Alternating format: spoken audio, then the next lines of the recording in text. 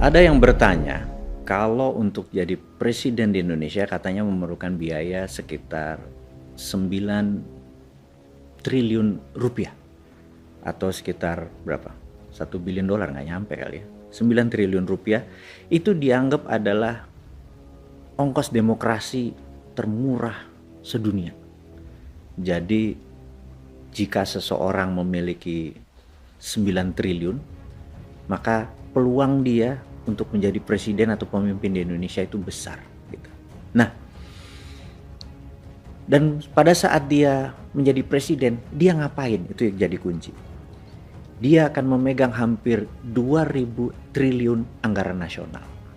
Anggaran nasional 2.000 triliun. Dan kita tahu PDB kita adalah 16.000 triliun, alias yang 14.000 triliun adalah pihak swasta. Yang menarik, kita sekarang gunakan terminologi dolar. Jadi 2.000 triliun itu sekitar 130 atau sampai 150 billion dolar. Itu nilai APBN Indonesia. Berita buruknya, di dunia ada lebih 500 perusahaan yang nilainya, yang omsetnya lebih besar dari 150 billion dolar. Kita ambil contoh, Apple. Itu sudah 1.000 billion, alias sudah 7 kali dari besarnya APBN Indonesia. Dan untuk menjadi pemimpin Apple tidak harus masuk gorong-gorong. Itu sederhananya ya, ngapunten ya. Ini hanya kiasan loh, contoh. Tidak harus mempermalukan dirinya untuk tidak jadi dirinya gitu ya. Dan untuk itu sulit seorang bosman ini mencalonkan diri menjadi presiden, karena para kandidat-kandidat yang lain itu humble orangnya, rendah hati. Bosman itu nggak bisa rendah hati. Contoh rendah hati ini, kalau kandidat yang lain ya ketemu 10 warga Indonesia yang tidak pakai sepatu, maka kemungkinan besar atau mungkin malah secara natural mereka akan mencopot sepatu tersebut supaya menjadi satu rata, menjadi sejajar dengan warganya. Gak mungkin kan bosman jadi memperlakukan seperti itu. Bosman apa yang dilakukan? Kalau ada 10 warga nggak pakai sepatu, dia nggak bakal copot sepatunya. Yang pasti adalah gue beliin itu semua orang sepatu biar sama pakai sepatu. Itu aja bedanya. Jadi kita tuh gak humble, paham ya? Nah, karena itu kan sulit kan bosman jadi presiden. Lalu siapa yang punya duit 9 triliun, 10 triliun itu? Ya oligarki.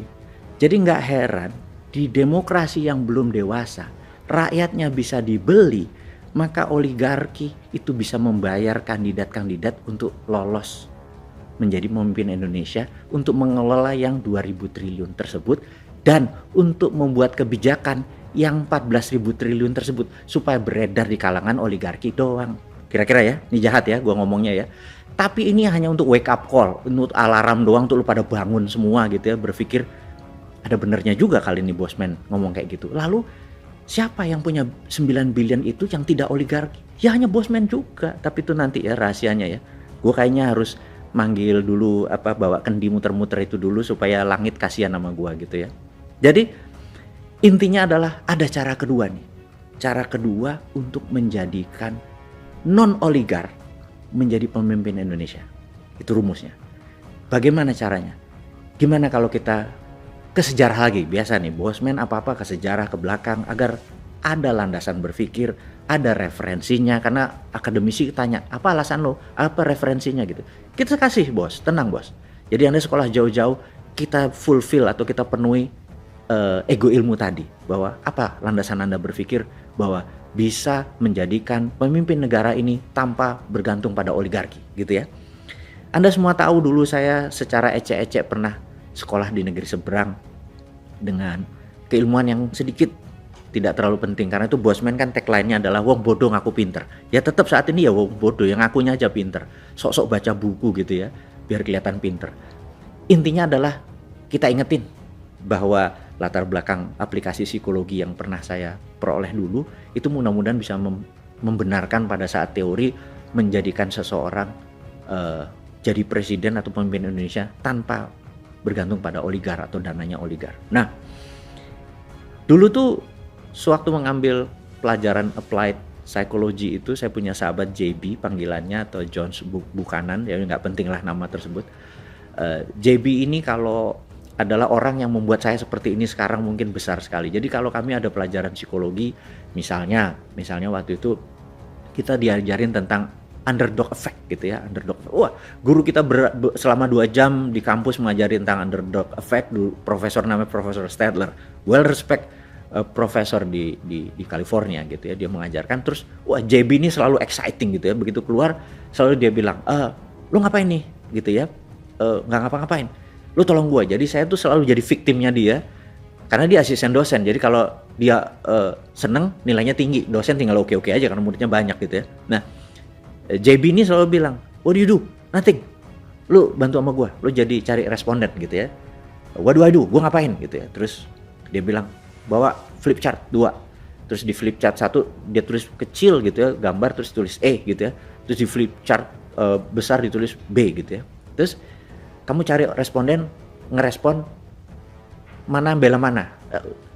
Saya nggak ngerti. Waduh, ini tentang underdog effect katanya gitu. Terus ya gue ngapain gitu. Nanti lo bilang, ini negara A sama negara B ini akan berperang. Kira-kira lo berpihak pada mana gitu ya. Jadi udah ada asal ada orang lewat. Saya bilang, excuse me, permisi, saya lagi dapat tugas dari kampus untuk mensurvey. These 2 country are going to war gitu ya. Country A yang kecil sama country B yang besar going to war. Menurut kamu kira-kira negara mana yang bakal perang? Terus dia tulis di kertas, masukin, sampai kira-kira 100 respondents gitu ya. Nah, begitu selesai dibuka nih sama JB. Sahabat semua tahu nggak bahwa lebih dari 65% memilih country yang kecil tadi menjadi pemenang. Itulah underdog effect. Jadi sahabat semua, kalau nanti tahun 2022 akhir November katanya di Qatar ada pertandingan World Cup. Kalau Anda taruhan yang underdog ya, karena Anda dapat spread 2 nih. Lihat aja bahwa 60% pasangan Anda yang di bawah bakal menang. Ini bukan gua ngajarin judi, tapi untuk menceritakan bahwa underdog effect itu memang ada gitu ya.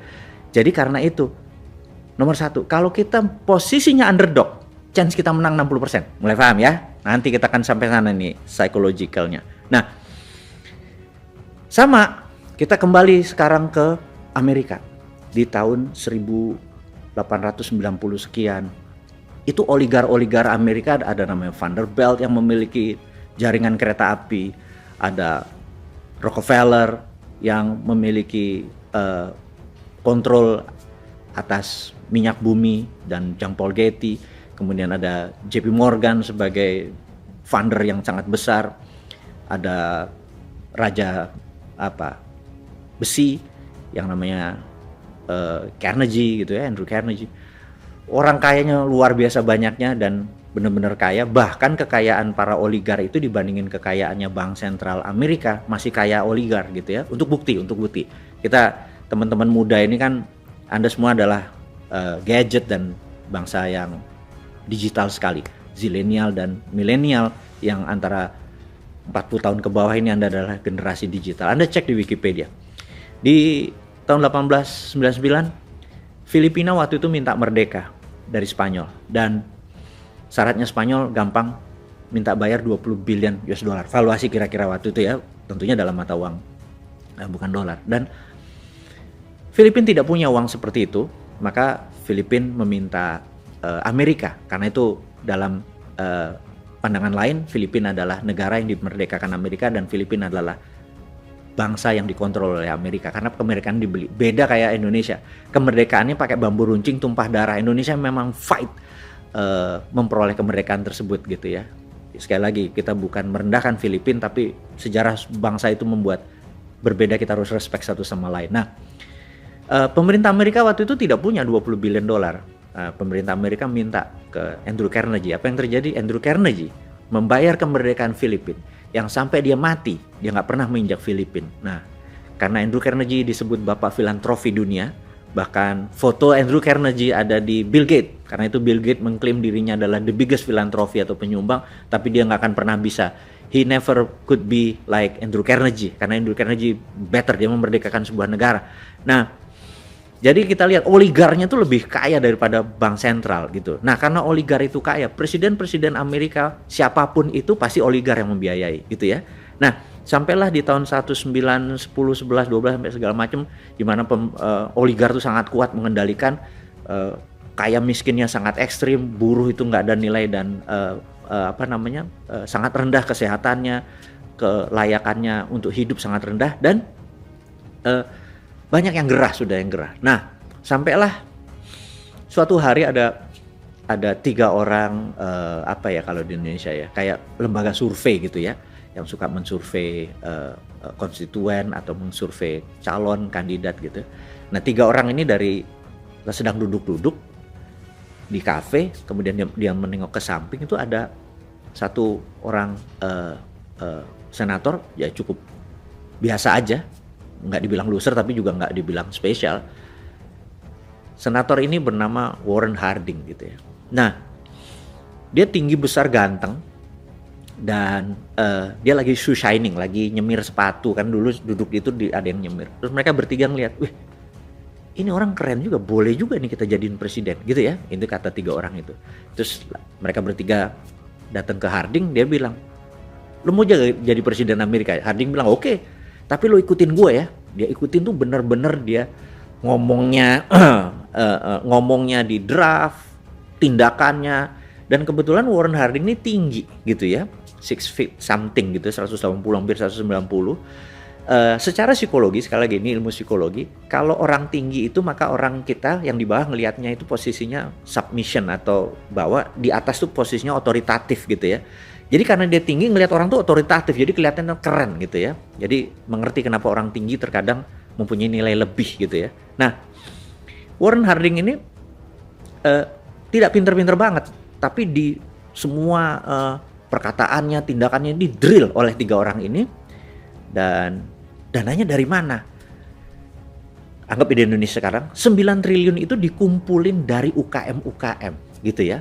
Dari pengusaha UKM receh dikumpulin. To make story short, 1921 Warren Harding menjadi presiden Amerika, dan shock sekali oligar di Amerika.